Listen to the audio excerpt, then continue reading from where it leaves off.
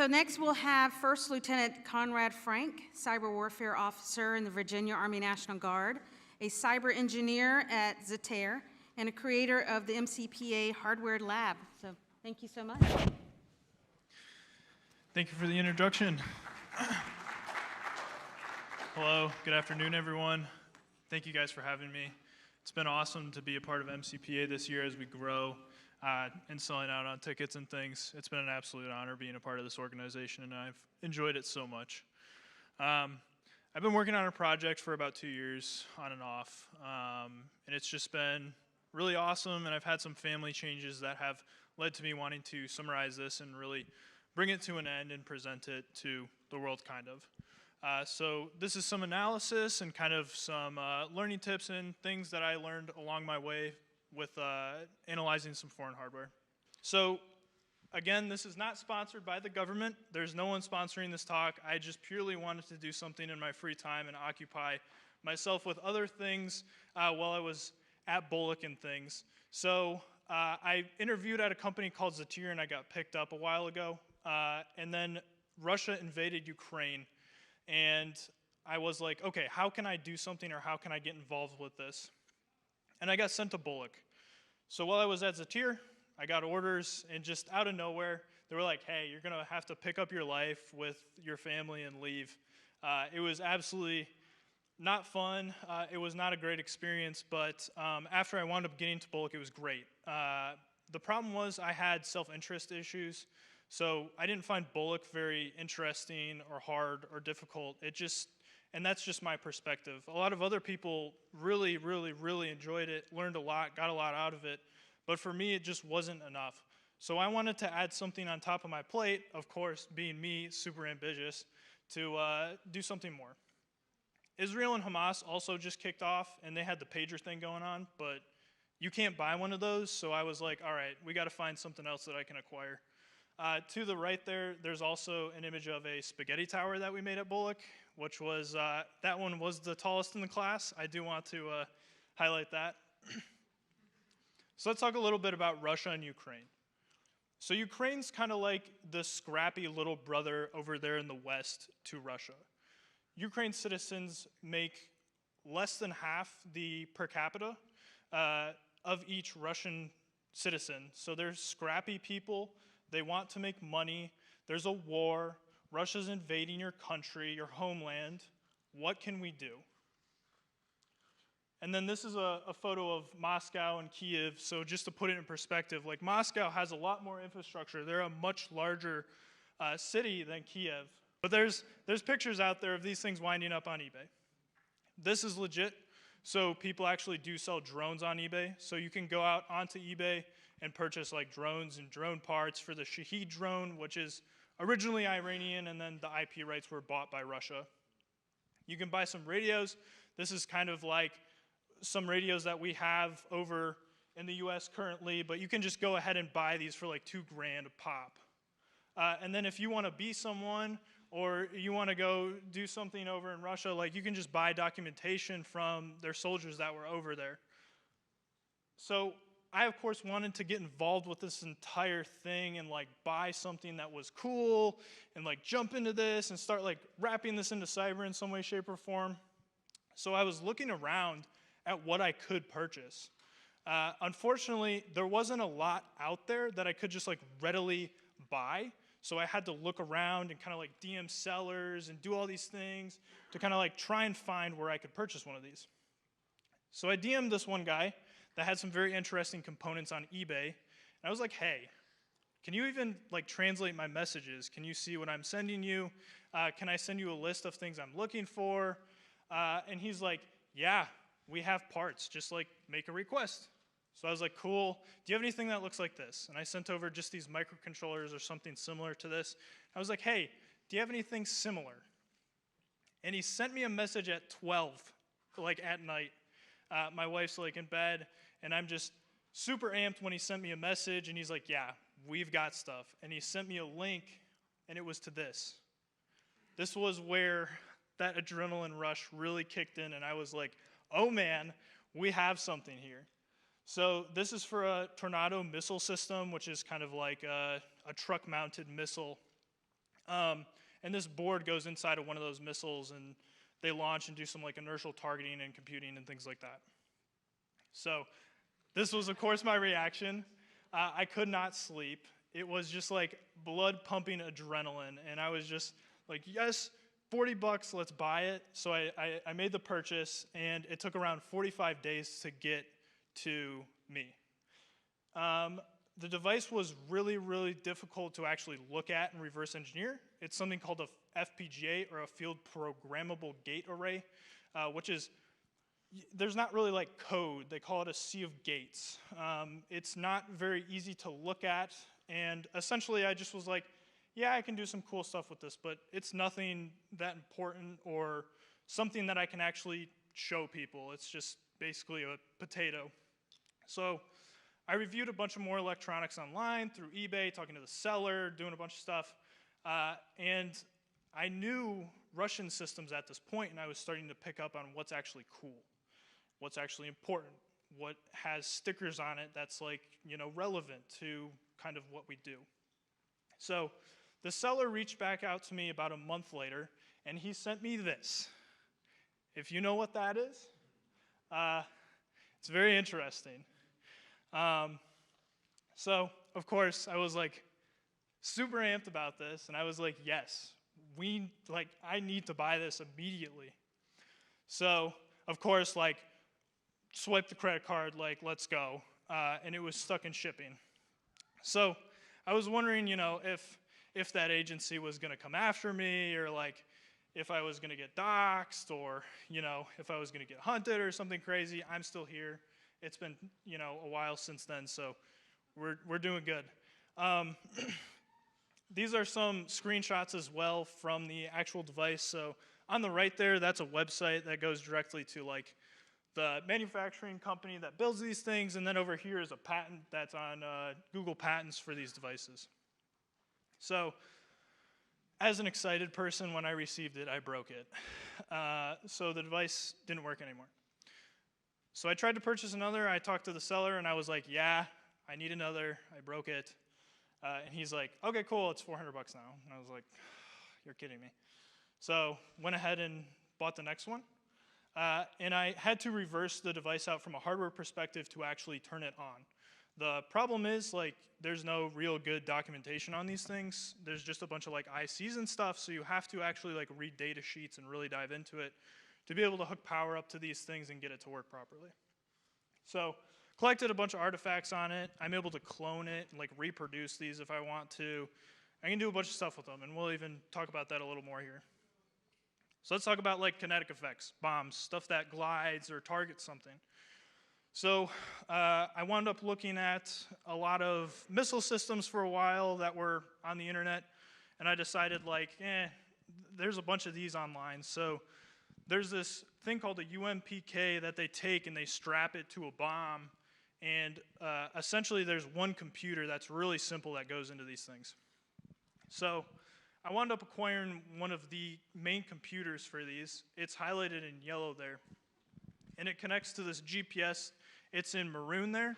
So as you can see, the maroon, that's the GPS array or antenna array. And then here in the yellow, that's the main computer.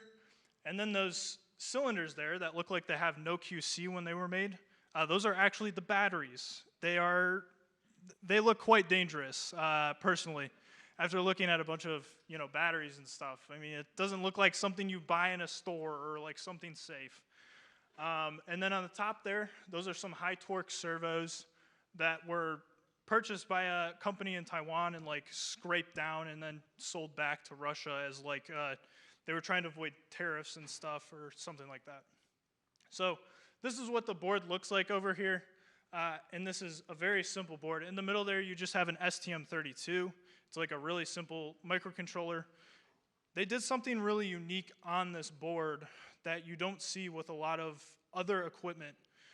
They actually etched the processor. So typically when you look at a microcontroller, it has a label on it for the manufacturer and the actual part number and stuff. In this case, they used a small laser, a diode laser, to actually etch the processor and take all that information off. So basically I was going into this blind, and I could have broke it. but luckily I didn't. So possible effects that I was able to kind of build onto the STM32 was doing something called patching the firmware. So I took the firmware image off and I kind of did some analysis on external parts that were still inside of that box. There's a little inertial targeting system in there. And I decided to just soar the value of the data that comes across the inertial targeting system by 77. And in theory, that will not make it do what it's supposed to do. I mean, you can bridge pins on there and you can do a slew of other things. But I just wanted to do something cool, so that's kind of where I ended up. And then, of course, cloning this. So down here at the bottom, these green things, this is when I was like Walter White. You can basically put these things in a chemical etchant bath and strip down the different layers of the PCB all the way down to here. And then you can also use a small 5-watt laser diode to actually take the fiberglass down and then bring it down to the copper layers, image it, and throw it into an EDA tool. So this over here is the clone, and then this is a 3D render of the clone in the middle here, and then on the top, that's the actual board. In theory, they'll work the same. And then I also went on Google Maps, and I was like, I want to figure out where that comms thing was made. So I started looking around on the internet, and I found their home HQ office, and decided to take a street picture of this, this building here. This is some schematics that were released a while ago on the device, the communication module. So this is what it actually looks like inside of the manual. And then over here, this is the actual schematic. So you can see up there, that's an R168, and it connects to some other switching equipment. And then back here is the device that I actually own and acquired. So we're going to go through a short demo here of a tool that I built to actually do things to one of these communication modules. A little bit of background on this communication module as well, the one I bought with the funny sticker on it. They're typically located in T90s, BMPs, primarily communication modules for generals or colonels or high-ranking officers that need to talk to other components on the battlefield. So I was super stoked when I bought this again, and these are some things that I have found on it after hooking it up and kind of poking at it. So this tool I wrote is called the name of the device, which I can't actually pronounce. Yes, we'll open this up here.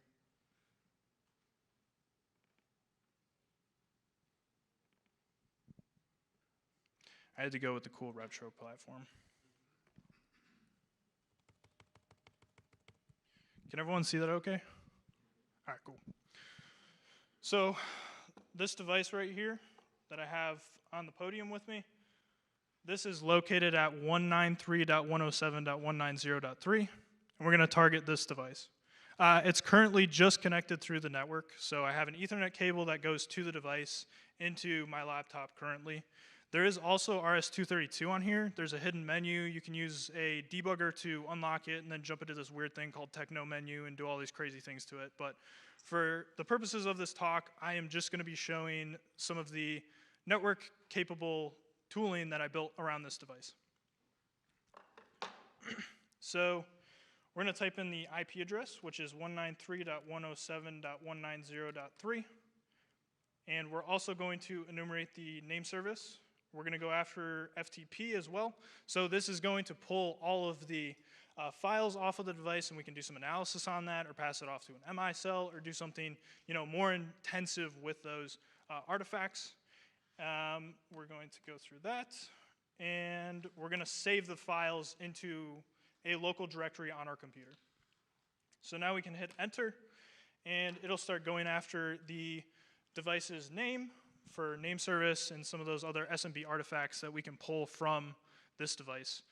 Things that we're going to pull are things like the serial number, the manufacturer for the NIC, things like that. So if you pull out your phone and you look at the vendor for the Mac, you'll find that this is a very fun company to look at on Wikipedia. They do a lot of EW manufacturing and other things for Russia primarily. And it's owned by the state as well. They have these things called, I don't remember off the top of my head, it's like a joint thing with the state of Russia. But that's essentially what this manufacturer is.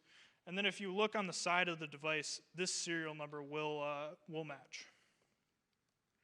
So now we'll hit enter to keep going. So as we can see, we can pull the actual version number and OS of this device, as well as all these fun files that are .avsku.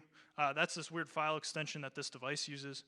And you can also send different FTP files or files, avsku config files to this device to put it in different configuration modes.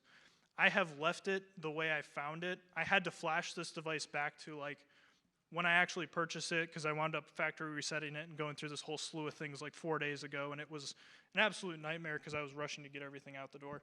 But this device is currently in the configuration that I purchased it in.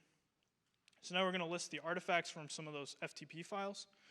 So we can actually get the block type, which is there's several different types of these blocks that exist in the wild that you can purchase that the Russian military uses. This one's called the PUN block, and that's what we can pull off of this. And then the actual software of the device is listed on there as well. I'm having technical difficulties. All right, I'll wait for this thing to boot back up here.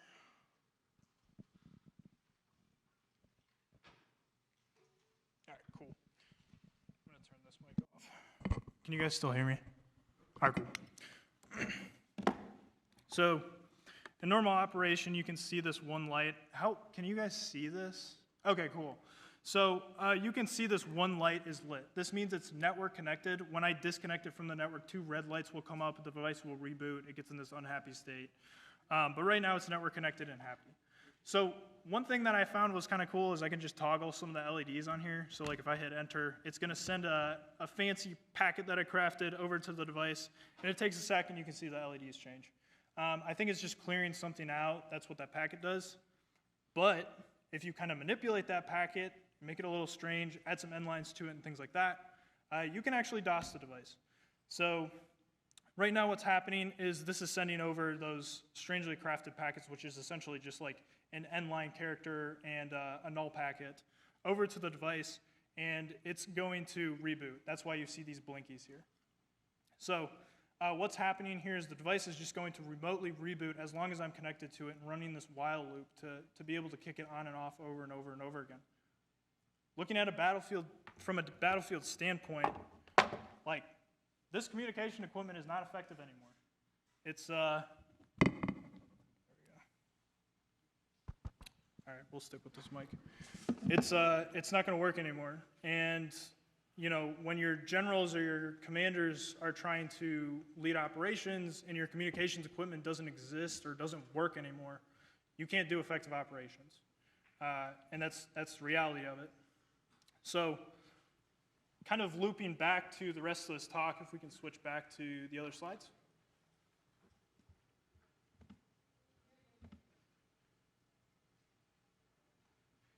Okay, next slide, please. We don't want to leave our things behind.